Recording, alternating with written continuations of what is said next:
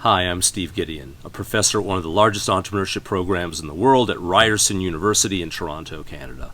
But today I'm coming from my cottage up in Muskoka near Parry Sound. And welcome to the first of the tools. This is tool number 1, the Wheel of Life.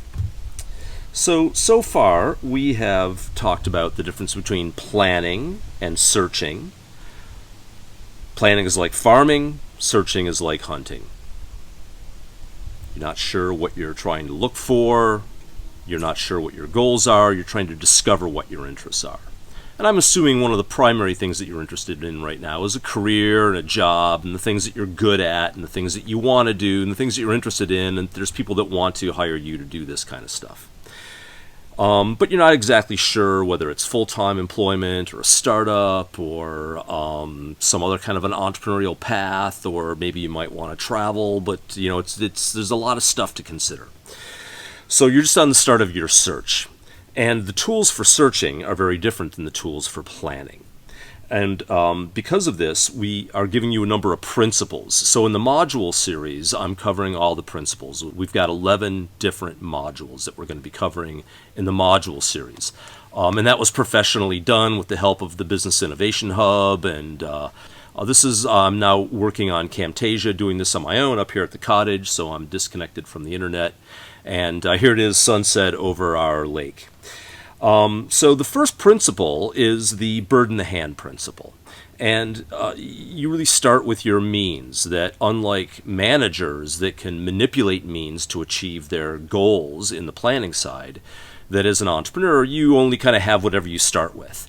And you're really starting with nothing but your character, your human capital, and your social capital. It's not just what you know, it's who you know. And so social capital for getting into 80% of the job market and figuring out what you want is really important. So this is 3 of the important aspects. There's other things as well, too, we could be talking about.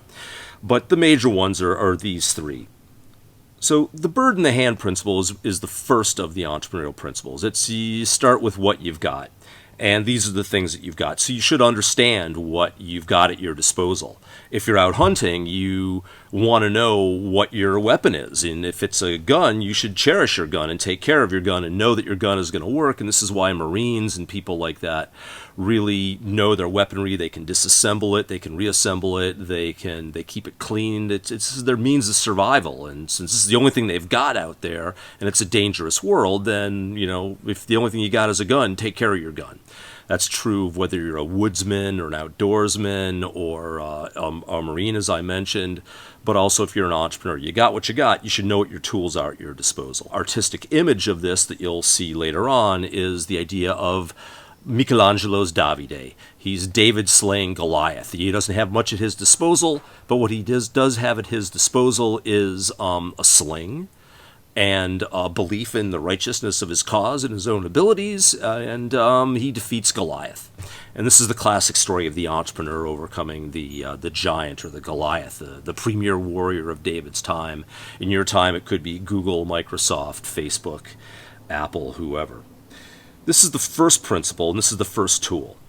Now, I'm going to skip ahead a little bit here and show you that in the second principle, we talk about this design thinking diamond, and divergent versus convergent thinking. This is the experimental method. This is the scientific method, that it doesn't matter what's in your head or what your beliefs are.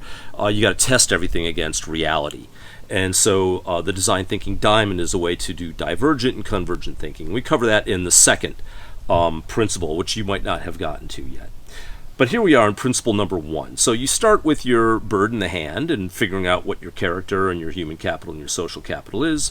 And we're going to use tool number 1 and this divergent, convergent thinking pair. And we're going to arrive at a series of several design challenges. So we're going to look for a design challenge in your looking towards a job or an entrepreneur. We're looking for a second design challenge related to a side hustle or a startup opportunity or a gig or a Shopify store, some kind of other thing that you do nominally to make money.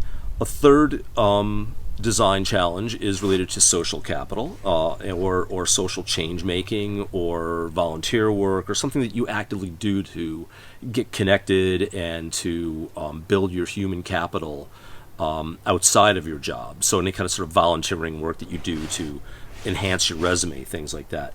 The fourth one of the design challenges is going to be related to your human capital or your character out of the bird in the hand principle. And the fifth one I'm going to be suggesting you work on is overall balance in your wheel of life. So here's the wheel of life tool. The first step of the wheel of life is to build your wheel of life. So let's talk about that. It's called the wheel of life because it has to spin. It has to be in balance in order for your life to be happy. If you're out of control in one aspect of your life, or you're flat in one aspect of your life, then your wheel doesn't spin and you're not going to be happy. So that's why it's called the wheel of life. And you want some balance over the overall trajectory of your life. So I've divided this wheel of life into essentially three quadrants. One related to bird in the hand principle, one related to your career, and one related to the other stuff in your life. So here's the first one we're covering here. So it includes your character, the things that you think about, your habits, your values, your interests, your beliefs, the things that make you you, that affect your trustworthiness, your competence, your integrity, things like that. Second slice I'm giving it here, I'm related to human capital, which is your knowledge, skills, and attitudes. So you're probably going to be focusing on your university, your schooling, reading books, lifelong learning and other videos and stuff like that as you go through the course of your career. But for right now, you probably have a lot of specific requirements related to education if you're a student. On the social capital side of things, it's mostly events that you go to, organizations that you're a member of, relationships that you have through other established communication channels that you've established over the course of your life. The next major third I've said is your career. This is your job, the stuff that earns you money. Then there's all the stuff you do outside of your job that's related to building your human capital and your social capital, related to doing a side hustle or some kind of a startup or self-employment or some other kind of a gig. Nominally, this is usually revenue bearing, and so you tend to have a job and some kind of something on the side that gets you positioned for your second job or your next job. It's also building your social connections. It could be related to a social change-making project or some volunteer work, but stuff that you do to enhance your resume and your career potential outside of your current job. Third major aspect is related to things like your health, that's sports, play, friends, family, love, and spiritual or religion or what other belief systems or interest areas that you have in your life. So here's an example of a template for my wheel of life here, which I just covered, but here now it's kind of leaving some room to put in some space and play with. Okay, so the next step is go through each slice in your wheel and write down nominally on Post-it notes what are the things that you're doing in each area. What are your interest areas? What are you currently working on? What are your current jobs? What jobs are you interested in? What events and stuff you're currently going to. Like, start by capturing what your current interests are in your wheel of life. Could be just your responsibilities, your activities, projects that you're involved in, events that you go to. Ideally, use Post-it notes and fill in your wheel of life. This is a divergent thinking phase. You're trying to get a lot of data, so you want a lot of Post-it notes to work with. So the goal is you're trying to fill up your wheel of life here.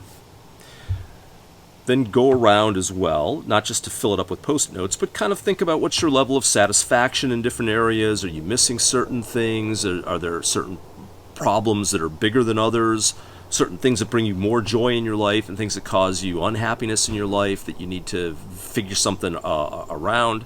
So go through and rate your happiness level and your challenges in each slice, as well as your overall balance. So this is a way to check your pulse. It's to go through and say, is your wheel of life in spin? What do you want to work on in this class? What do you want to work on your life? What are some of your major issues and challenges that you're working on? So you start by creating your wheel of life, and then you fill it in with Post-it notes. And here I show you an example of the wheel of life with a bunch of little Post-it notes written on it.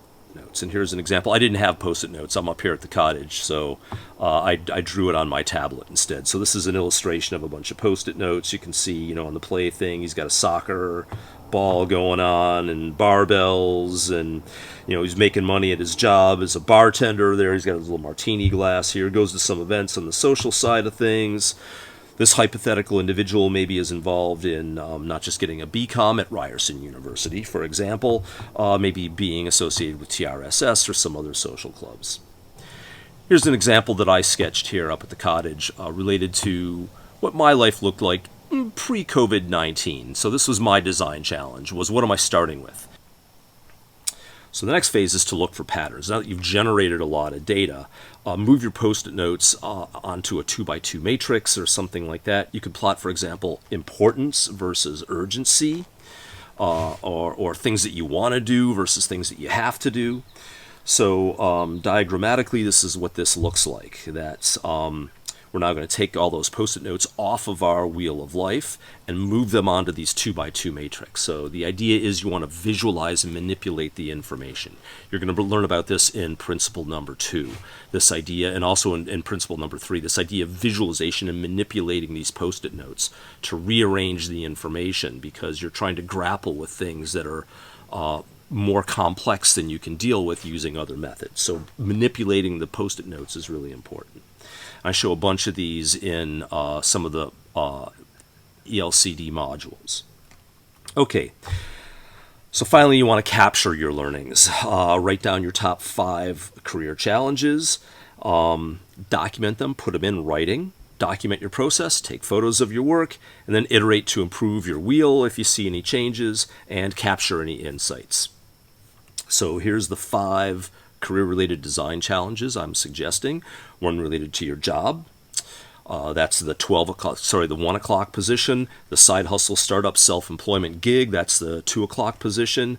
Social capital, social venture, volunteering, change-making project. That's around the 3 o'clock position on my wheel of life. Human capital, character. That's around 4, 5, 6 o'clock. And then the overall balance in your life, a challenge related to each of those.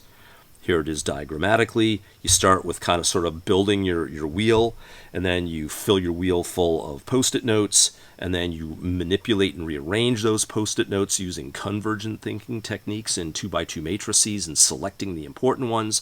Finally, you capture that in the final one in a revised wheel of life with your 5 design challenges articulated.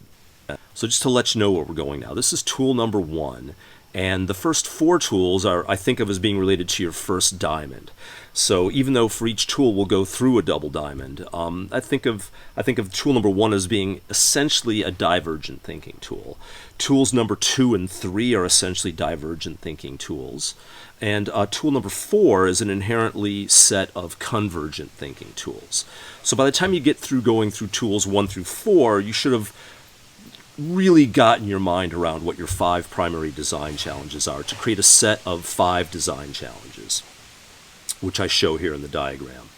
Then for each of these 5 design challenges, you go through and identify a customer and use user-centric customer discovery in the remainder of the course.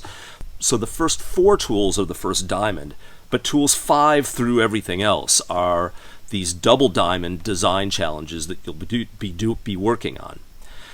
So once you get through this first set of 4 design thinking tools and have converged on your 5 design challenges, I'm asking you to focus primarily on 1 or 2 of these design challenges that are user-centric based.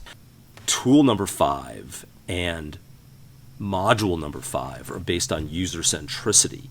And that will then focus on this new double diamond, and the rest of the tools will be based on the double diamond and customer segment aspects of the course.